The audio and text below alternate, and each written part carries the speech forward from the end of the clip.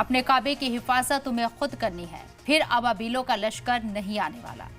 मेराज फैजाबादी का ये शेर आज ईरान इसराइल जंग में सादिक आता है, क्योंकि जब अब्राहा की तरह इसराइल ने ईरान पर हमला किया तो ईरान ने अबाबील का इंतजार नहीं किया, बल्कि ईरान की मिसाइलें इसराइल पर अबाबील की लश्कर की तरह टूट पड़े। ईरान की मिसाइलों ने इसराइल में वो तबाही मचाई कि पूरी दुनिया हैरान रह गई और ये सोचने पर मजबूर हो गई कि क्या ये वही ईरान है जिस पर दहाइयों से कई तरह की पाबंदियां आयद थी। कई तरह के सैंक्शन लगने की वजह से ईरान को रिसर्च में कितनी दिक्कत आई होगी, लेकिन ईरान ने इसराइल पर फतह हासिल करके ये साबित कर दिया है कि अगर ईमान पुख्ता हो और खुद पर एतमाद हो तो फिर तबाहकुन जंग के मैदान को सर कर लिया जा सकता है।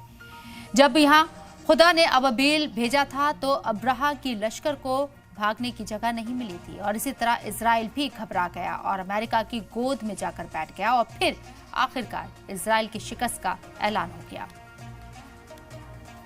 इस मौजू पर बात करने के लिए जो खास मेहमान हमारे साथ चर्चा में शामिल हो रहे हैं उनका तारुफ आपसे कराना चाहेंगे। कर्नल संजय सिरोही साहब, डिफेंस एंड स्ट्रेटेजिक एक्सपर्ट हमारे साथ मौजूद हैं। इसके साथ ही सोहेल कासबी साहब, पॉलिटिकल एनालिस्ट हमारे साथ मौजूद हैं। आप दोनों का इस्तकबाल है सलाम टीवी में। सबसे पहले कर्नल संजय सिरोही साहब, आपके पास में आना चाहूंगे। खबरें हैं कि एक बार फिर से सीज फायर टूटा है, लेकिन इन तमाम जो 13 दिन की ये जंग चली है, 13वें दिन ही जो सीज फायर हुआ है, इसमें आप ईरान के किरदार को कैसे देखते हैं? खुद मुख्तार देश और एक मजबूत देश बनकर सामने आया है इसराइल अमेरिका के सामने।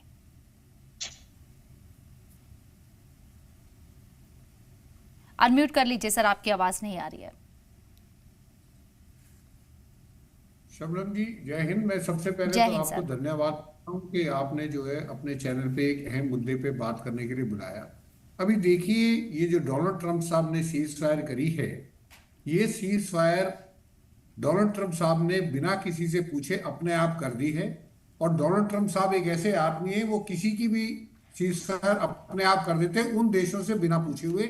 और इसका जो है प्रूफ जो है, सुबह ईरान के जो फॉरेन मिनिस्टर थे उन्होंने खुद कहा कि हमारा इसके ऊपर कोई एग्रीमेंट नहीं हुआ। तो डोनाल्ड ट्रंप साहब तो एक अनप्रेडिक्टेबल आदमी है, और क्योंकि दोनों की रजामंदी थी या नहीं थी उसके ऊपर क्वेश्चन मार्क है, तो इससे साफ जाहिर होता है कि ईरान बोल रहा है कि इसराइल ने सीज फायर तोड़ी और इसराइल बोल रहा है ईरान ने सीज फायर तोड़ी। इसका मतलब क्योंकि दोनों ने आपस में बैठ के सीज फायर नहीं की, इसलिए दोनों का एक दूसरे के ऊपर भरोसा नहीं है, ट्रस्ट नहीं है।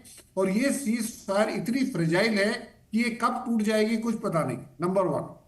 नंबर 2, डोनाल्ड ट्रंप साहब की रेपुटेशन देखते हुए जो उन्होंने पिछले 1 महीने से बयान दिए हैं, चाहे वो भारत और पाकिस्तान के युद्ध के बीच में बयान दिए हो या अब जो इजराइल और ईरान के बीच में बयान दे रहे हैं, कभी वो कहते हैं मैं 2 हफ्ते लूंगा, कभी वो एकदम अटैक कर देते हैं, कभी वो कहते हैं कि हम रजीम चेंज नहीं करेंगे, किसी दिन वो बोलते हैं हम रजीम चेंज करेंगे, किसी दिन सीज फायर करा देते हैं। तो ये चीजें डोनाल्ड ट्रंप साहब का मेरे हिसाब से ये एक बहुत बड़ा धोखा है, और इस धोखे में ईरान को नहीं आना चाहिए। क्योंकि ये सीज फायर जो डोनाल्ड ट्रंप साहब ने किया है, इससे आप ये लगाइए कि इस स्टेज पे जब सीज फायर हुआ है तो इसराइल को क्या मिला। इसराइल ने जिस मकसद से ईरान के ऊपर हमला किया था कि वो जो है वहां का रजीम चेंज करा देंगे, वो रजीम चेंज नहीं हुआ, बल्कि खमेनी साहब और ज्यादा वहां पे ईरान में एक हीरो के रूप में उभरे हैं।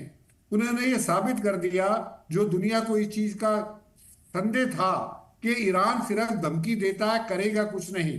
पिछले साल जब उन्होंने हमला किया था इसराइल के ऊपर तो उनकी मिसाइलें टारगेट को नहीं पहुंची, सारी इंटरसेप्ट हो गई।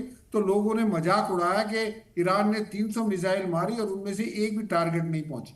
लेकिन इस लड़ाई में ईरान ने यह साबित कर दिया है कि अगर देश के अंदर जज्बा है, अगर आवाम अपनी रजीम के साथ है, इस इतने उनके टॉप मिलिट्री लीडरशिप को खत्म करने के बाद भी 13 दिन में ईरान ने कोई ऐसा प्रूफ नहीं दिया कि ईरान जो है मात खा रहा है या ईरान जो हार मानने के लिए तैयार है।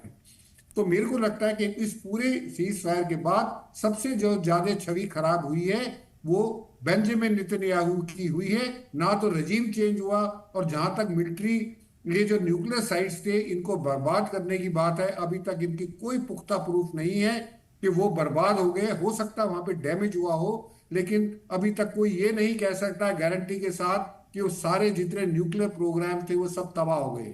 शबनम जी। बिल्कुल, लेकिन यहाँ इजराइल अपनी पीठ थपथपा रहा है, ट्रंप भी यहाँ अपनी पीठ थपथपा रहे हैं कि हमने अपने हदफ को, अपने मकसद को हासिल कर लिया है। परमाणु जो संयंत्र यहाँ तैयार हो रहे थे, जो चल रहे थे, परमाणु बम बनाने के लिए काम चल रहा था, उसे हमने पूरी तरीके से खत्म कर दिया। मेरे साथ और दीगर मेहमान भी इस चर्चा में मौजूद हैं। सुहेल काज़मी साहब, आपके पास में आना चाहूंगी।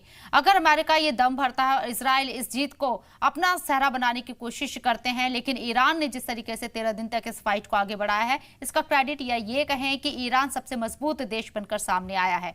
कहा गया कि हमने यहाँ परमाणु जो सेंटर थे उनके ऊपर अटैक करके जो परमाणु हथियार बनाए जा रहे थे, उस प्रोग्राम को पूरी तरीके से खत्म कर दिया है। अगर ऐसा होता तो कहीं से रेडिएशन लीक होने की खबरें क्यों नहीं आई? इस तरह की कोई इंफॉर्मेशन नहीं है। और जैसा कि यहाँ कर्नल संजीव सिरोही साहब ने कहा है कि कोई पुख्ता सबूत नहीं है कि आपने उस प्रोग्राम को पूरी तरह से ध्वस्त कर दिया। ईरान तो कह रहा है कि हमने पहले ही शिफ्ट कर लिया था 400 किलो यूरेनियम। देखिए, गुड इवनिंग मैम, और मेरे साथ जो को पैनलिस्ट है उनको भी गुड इवनिंग। देखिए, बिल्कुल कर्नल साहब ने ठीक कहा, अगर कोई ऐसी चीजें होती तो उसके कोई प्रमाण मिलते। या आज जो मीडिया आप देख रही हैं कि हर इंसान के हाथ में एक मोबाइल है और मोबाइल जो है पूरी दुनिया से जुड़ा हुआ है। झूठ की एक लिमिट होती है और झूठ की एक हद होती है। अगर इस तरह की कोई चीजें होती तो वो दिखती। मैं समझता हूँ आज ईरान के जज्बे की जीत हुई है। ईरान की जो क्रेडिबिलिटी है, जो उसकी अपनी एक इंपॉर्टेंस है, जो एक सिग्निफिकेंस है उनके कल्चर की, उनके अपने ईमान जो मजबूती से, वो जिस दृढ़ विश्वास से अपने मुल्क को बनाने में सब ईरानी जो है कंट्रीब्यूट कर रहे हैं, ये उन सब की जीत है। और सबसे बड़ी जीत है खुमैनी साहब की, जिन्होंने पहले दिन से जो वो कह रहे थे उसी पे स्टैंड रखा हुआ है। बड़ी नरम तबीयत से और नरम अल्फाजों में वो उन्होंने पहले अपने पॉइंट ऑफ व्यू में यही कहा, मैं रहूं ना रहूं, ईरान रहे ना रहे, लेकिन इस्लाम रहना चाहिए, कौम रहनी चाहिए। हमारी जो बेसिक फाउंडेशन है इस्लाम की। मैं आपको एक और बात बताऊं, इस जंग से बहुत खूबसूरत चीज जो उभर के सामने आई है कि इस्लाम को तोड़ने की अमेरिका ने बहुत बार कोशिश की, कितने डिकेड से लगा हुआ है, लेकिन इस जंग ने पूरे इस्लाम को जोड़ने की बहुत बड़ी कवायद शुरू कर दी है। मेरे साथ जितने भी को पैनलिस्ट, जितने भी इंटेलेक्चुअल बैठते हैं, यही एक इशारा देते हैं कि शिया सुन्नी का ये जो हमारा डिफरेंसेस थे या और जो हमारी जो बीच में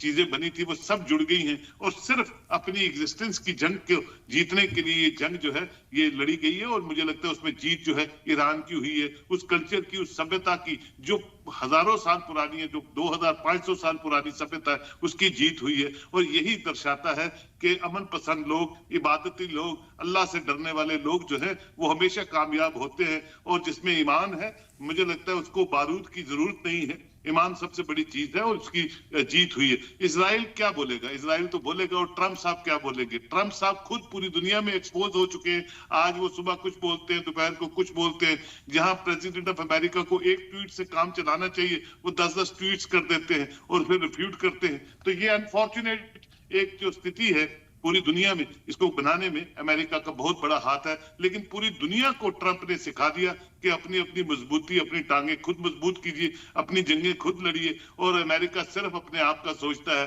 अपने मुल्क को प्रॉस्पेरस बनाने का सोचता है। ये ट्रंप साहब ने पूरी दुनिया को दिखाया और इस वॉर ने दिखा दिया कि जनाब कुछ भी हो सकता है। आज कोई भी इंपॉर्टेंट नहीं है, कोई भी दो लोग इकट्ठे हो सकते हैं। कौन किसका दुश्मन है, कौन किसका दोस्त है, इस वॉर ने आपको दिखा